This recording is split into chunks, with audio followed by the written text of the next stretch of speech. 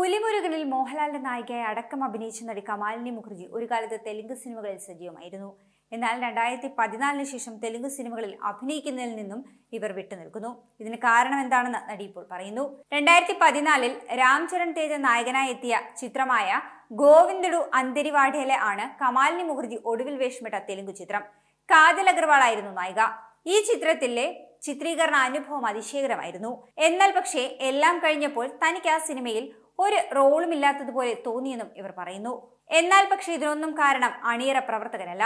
തന്റെ സഹപ്രവർത്തകരും സെറ്റിലുണ്ടായിരുന്നവരും വളരെ മികച്ച രീതിയിൽ തന്നെയാണ് തന്നോട് പെരുമാറിയത്. സിനിമയിൽ തന്റെ കഥാപാത്രം രൂപപ്പെട്ട രീതിയിൽ തനിക്ക് അത്ര സുഖം തോന്നിയില്ല. തനിക്ക് ആരോടും വിദ്വേഷമില്ല എന്നും കമാലിനി പറയുന്നു. അതുകൊണ്ട് അതൊരു തർക്ക വിഷയമായിരുന്നില്ല, അതൊരു വഴക്കോ മറ്റോ ആയിരുന്നില്ല. അതിനുശേഷം താൻ കുറച്ചു കാലത്തേക്ക് തെലുങ്ക് സിനിമകളിൽ നിന്നും പിന്മാറി. കാരണം തന്റെ കഥാപാത്രം രൂപപ്പെട്ട രീതിയിൽ തനിക്ക് വേദന നൽകിയെന്നാണ് അവർ പറയുന്നത്.